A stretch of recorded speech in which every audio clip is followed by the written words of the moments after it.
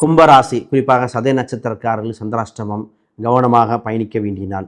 புதிய ஒப்பந்தங்கள் கையெழுத்திட வேண்டாம். இன்று இறை வழிபாடு உங்களுக்கு மிகுந்த வழிபாடு சேர்க்கும். குறிப்பாக தியானம் செய்வது, மெடிடேஷன் சம்பந்தப்பட்டது, செல்வ செழிப்பை குறிக்கக்கூடிய காலகட்டமாக மாறும். இன்று உங்கள் ராசிக்கு 5ஆம் அதிபதியில் குரு இருப்பதால் உங்களுக்கு சில சப்போர்ட் மற்றும் உறுதுணையாக இருக்கக்கூடிய காலகட்டங்கள் இருக்கின்றன.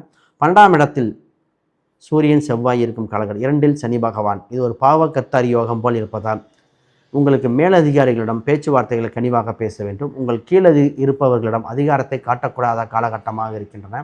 உங்கள் 6ஆம் அதிபதி இருப்பதால் இன்று வேலை செய்யும் இடத்தில் முக்கிய முடிவுகள் நடக்கும் காலகட்டத்தில் பொறுமையாக இருந்து காரியத்தை சாதிக்க வேண்டினார்.